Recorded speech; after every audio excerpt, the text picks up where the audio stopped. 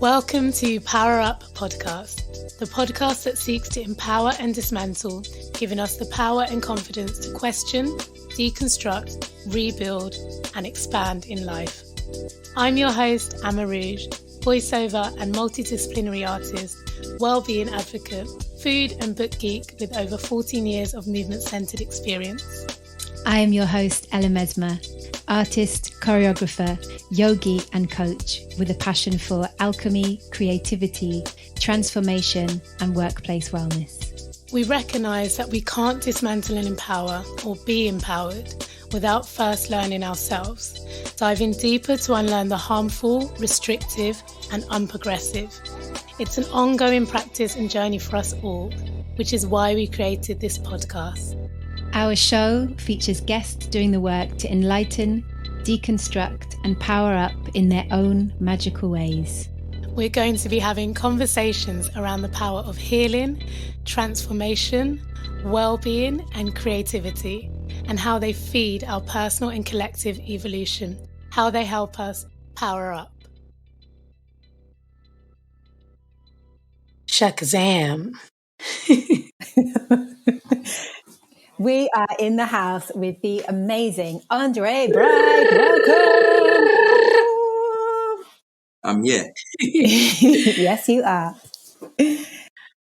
Andre Bright is a Sierra Leonean futurist, creative sociopreneur. His pronouns are he, him. Andre is an architect, dancer, and entrepreneur living in London. Beastin'. The only thing he has more of a passion for than creating a positive impact is helping others do the same. He believes the world has a habit of teaching us to limit ourselves, but all of us have the power to defy that. He values God, family, integrity, and efficacy, and puts his all in everything he does. He believes that as long as he's breathing, it's not over, and so is in a constant state of gratitude. Love that. Love that so much. Sounds good when you read it. It is good. It's bloody good. It's great. You know, when I wrote it, I was like, "Oh yeah, no, this sounds." But it sounds nice hearing it back.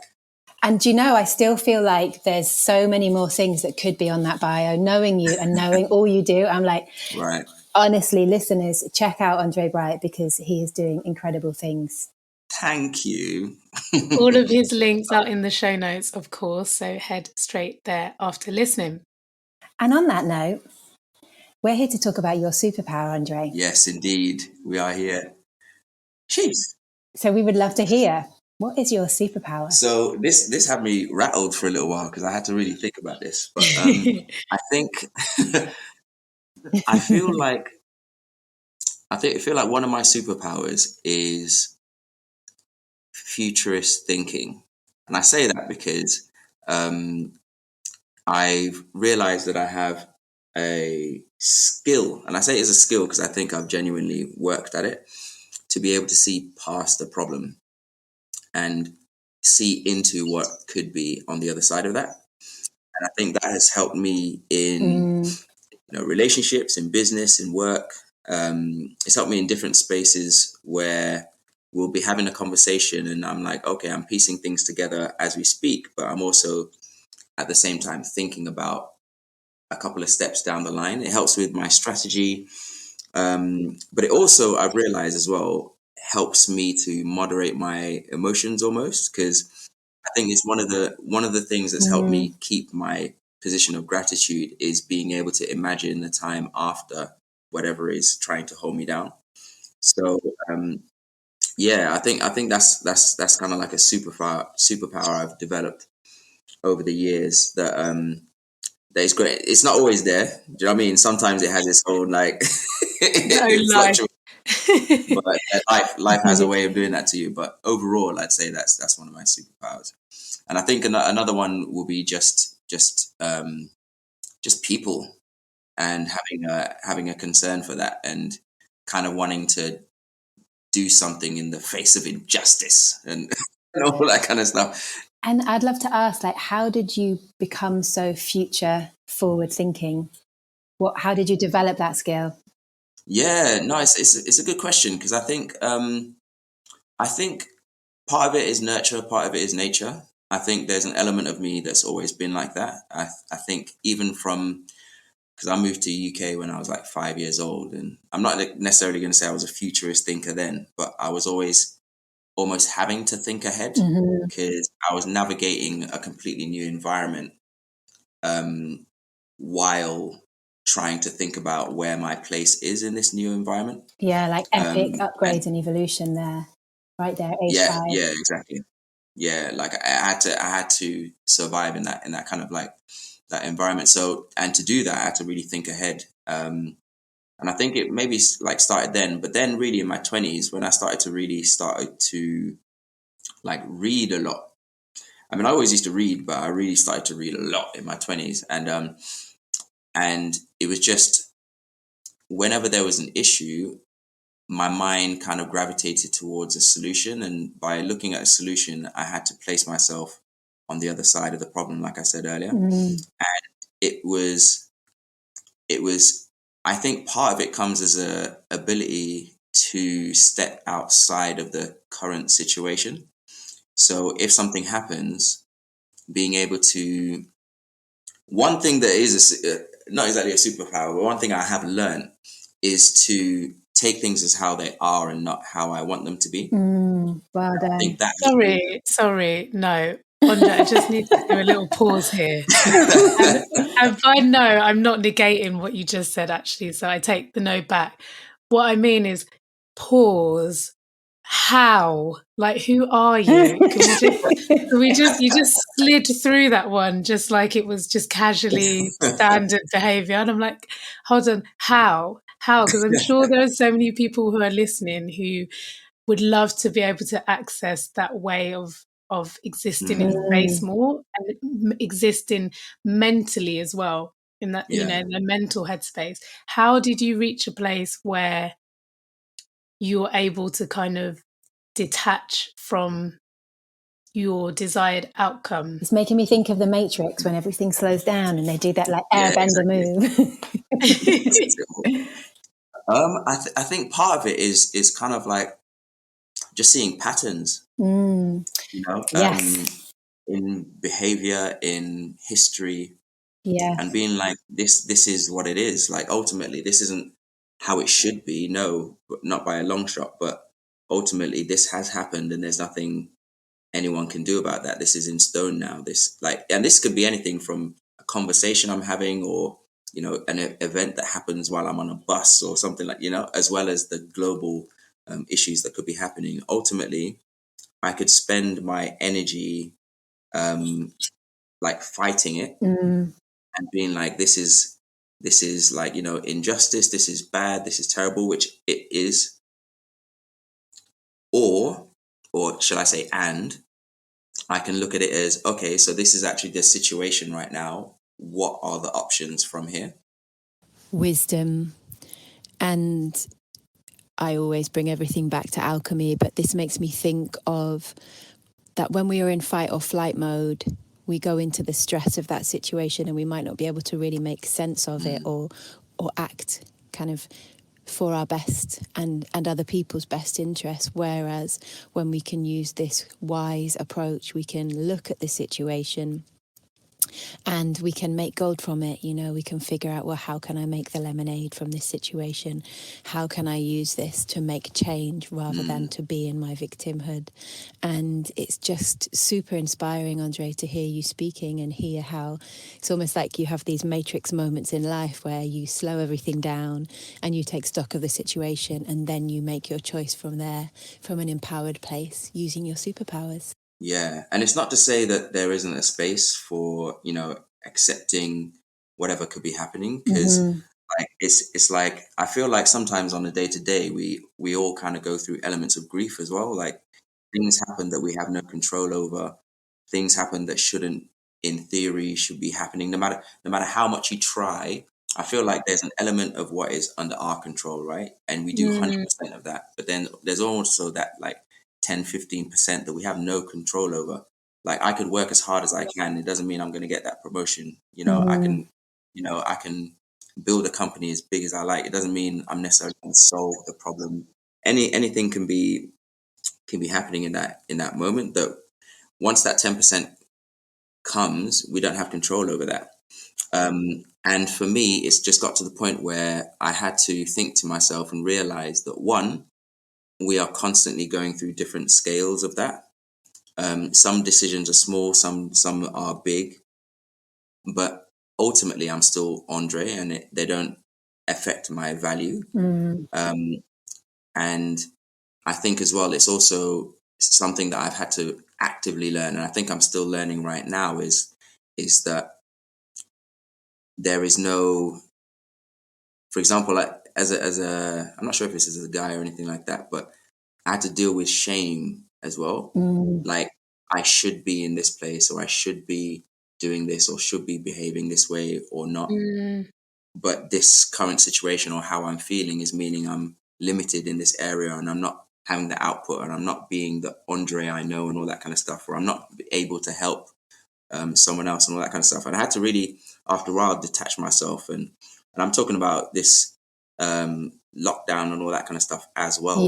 You know, it's something that everyone has kind of experienced, that it's had an impact on our capacity for self, I feel, in a way. Some people have navigated it really well. Some people haven't. Some people haven't, but thought they have.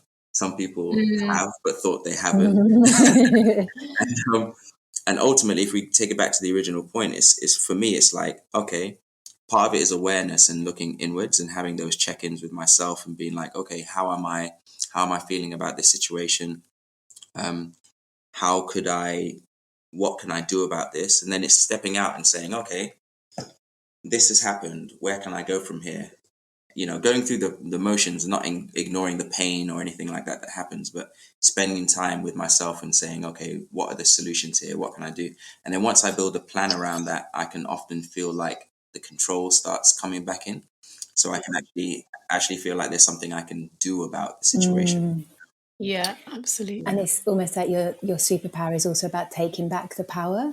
If, you know, being powerful in a situation rather than being a victim. You are like, reclaiming the narrative, as I say. Yes, love that. It's like a whole perspective shift, right?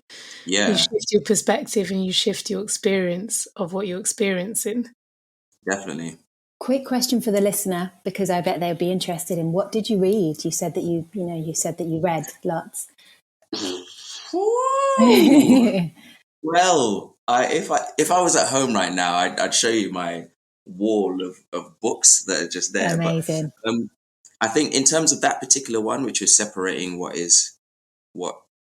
should be from what is, really random book, The 50th Law. Great. Right. So there's a book, The 47 Laws of Power, I think.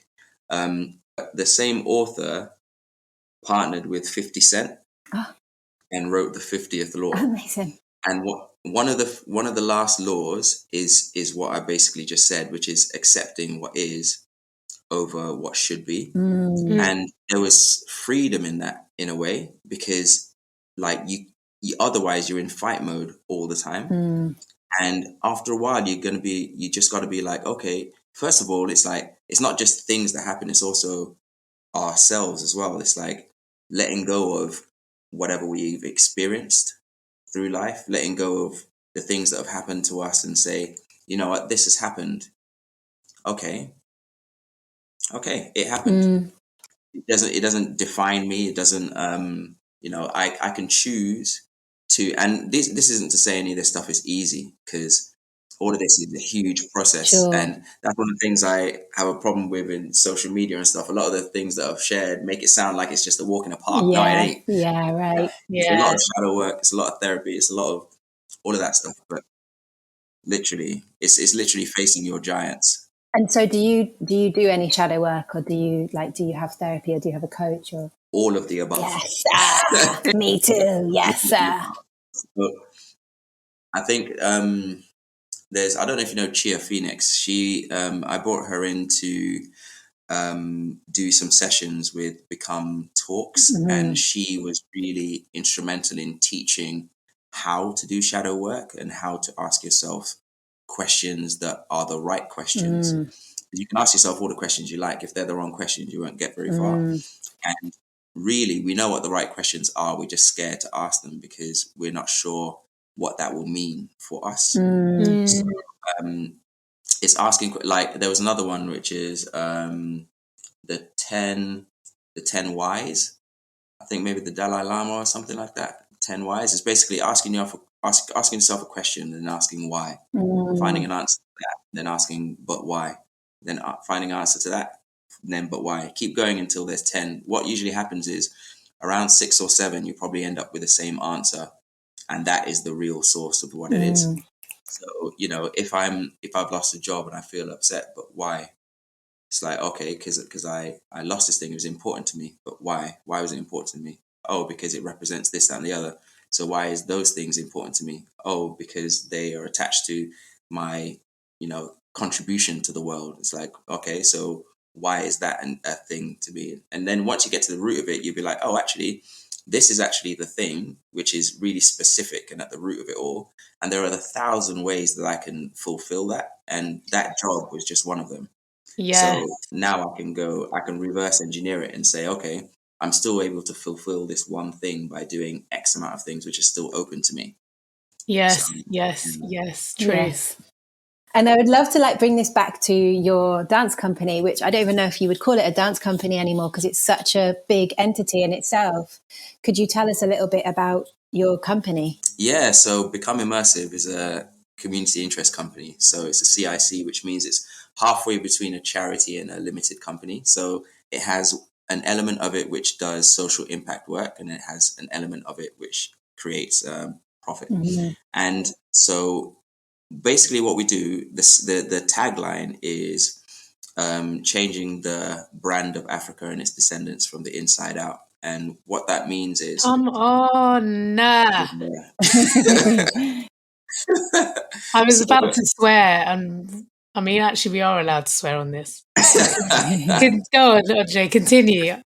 Yeah, and it's been through a lot of iterations because, like, when it started, it was a dance thing. Really, it wasn't even a dance company; it was just a performance, and that performance was basically how I felt being Sierra Leonean but living in UK, but then feeling British when I'm in Sierra Leone, and that kind of detachment from both places, and me trying to find where I belong. That feeling is what I put on stage.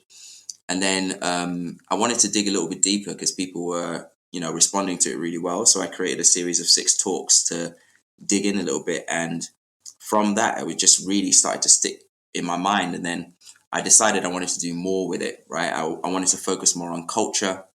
And I met a guy called Usifu Jalloh, the Cowfoot Prince, who's a Sierra Leonean. He's like the triple OG when it comes to culture in Sierra Leone. Like my parents, like he taught my parents when they were in school, you know, in terms of like, well, my parents' generation anyway, in terms of like drumming, in terms of like tradition, in terms of all that kind of stuff. So he had this festival, and we bumped into each other on the DLR, and it was basically at a time where I was thinking to myself, what can I do to expand this idea of connecting the continent and the diaspora? And so I was telling him about this, and he was telling me about his workshop, and I just said, let's work together. And literally in that 20 minutes to get from Stratford to Woolwich Arsenal, we had like a schematic of what that 2-week festival would be. Amazing. And I love it. yeah, it was amazing. Like it was really, really dope. I left there energized. I got home, wrote it all up, sent it to him by email, and then we had like a couple of meetings, and then boom, we went to Sierra Leone. Because his festival was a 1-day event, and my input turned it into like a 2-weeker.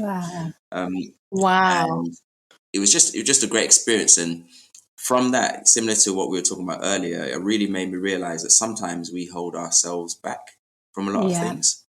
And sometimes we just need to speak up and speak our truth and just shoot our shot sometimes. Because like there's an element of, like I said, there's an element of what we can control, and there's an element of what we can't control. So yeah, now it's kind of expanded to something where it's not just the talks, it's not just performance, it's not just the festival. It's mainly just rooted at, like I said, it's changing the brand of Africa, because I genuinely believe that if you were to look at nation branding of different continents and compare them, Africa as a brand isn't as strong as it should have been. And so it's how to change that. And I feel like the focus of the work we do is making sure that we're the ones that have control of that, and we take the responsibility to do the change that's necessary instead of waiting for other people to do it. Yeah, So, absolutely agree. We have to be the ones to write our own stories, right? We have to be the ones to change the narrative. Absolutely. Until the lion learns to write, the hunter will always be glorified in the story. That was like a really big, like everything fell back to that. And I think, using that as a metaphor, anyone can use that. No matter what your narrative is, we got to take control of it. And that taking control of it could be your superpower. Do you know what I mean? So, yeah. Yes. Love. So it kind of feels like we're hearing like how, like what an impact you're having and like what you want for the world. It'd be really cool to hear just like what's coming up for you. What are you creating now? Where can we find out more about you, or where can we support? Yeah, no, I mean, everything in terms of, I guess there's two websites. If you want to know more about me, you can go to www.andrebright.co.uk. If you want to know more about what I'm doing with the organization, you could go to www.becomeimmersive.co.uk. And really, I'm just focused on coming up. Really, it's about how to align myself with the right change that I want to see. So one big move that we're making as an organization is we've aligned ourselves with African History Project, the Africa Center, and the Center of Pan-African Thought. And together we're producing a white paper on Pan-African citizenship that's coming out next year. Oh my gosh, I'm actually gassed about that. The Yeah. geek in me was just like, oh my god, oh my god, oh my god, oh my god. Wow. It's been an amazing process already. Like, we're in the way we're doing it is in a series of interviews. So they're asking us questions. So I think the Center for Pan-African Thought are focused more on the education side of Pan-Africanism and citizenship. The Africa Center is looking at the role of institutions in that, and then Become Immersive is focused on the family, like how we can take that information and spread that within the home. I feel like, especially for like diasporans and people who are maybe second generation, for example, some of us are in between losing and finding connection. And I feel like when it comes to our strength in this world, we really do have to feel like we belong wherever we stand. Right. And I feel like the world can make us feel like we don't a lot of the time. But what I've realized recently is that actually the only person who can decide that is you. Yes. When you walk into a room, you decide if you belong there.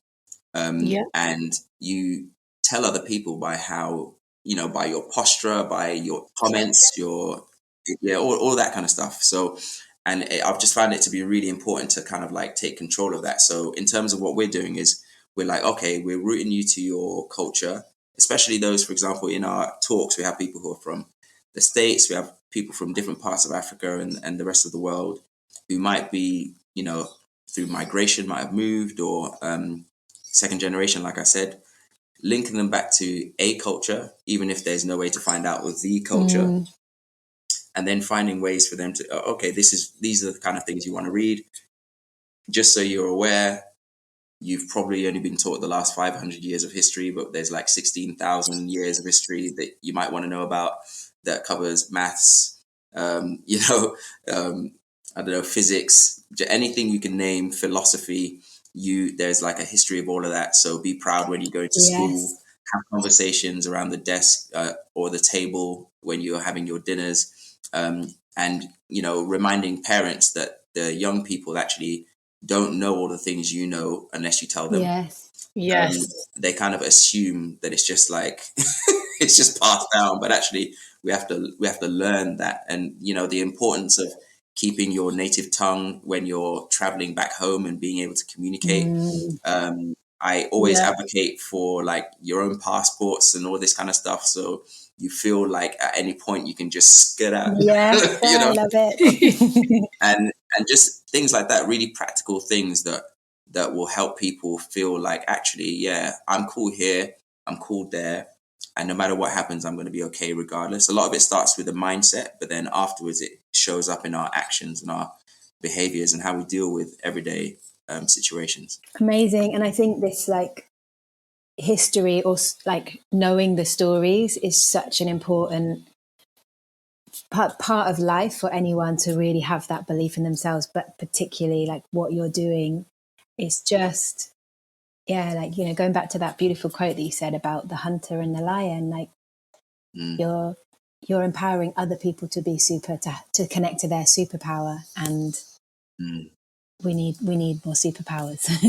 we need more superheroes. So yeah, but you know what it is? I feel like everyone has a superpower, but there's always that scene, right, where like a cup falls over and then oh snap. Sometimes it will just show up, right? So it's always been there, it's always dormant, but there'll be in something to activate it. Hopefully Become Immersive will be one of these things that can help activate that. Beautiful. But like there are going to be other things around that you'll find out, actually I'm really strong in this area, actually I'm powerful, you know, I have influence, I have value in all of these spaces, and you always had, you just didn't realize it. Thank you for listening. You can connect to us and our guests via the links in each episode's show notes. Before you go, we invite you to hit the subscribe button so you don't miss out on any of the goodness to come. And if you enjoyed today, perhaps tell a friend to tell a friend. We are always grateful for you, our listeners, for our fabulous guests, and to everyone who has contributed to and been a part of our journey here. Our music is by Tomo Carter. Everything else is brought to you by us, the PowerUp Power Team. I'm Mesma.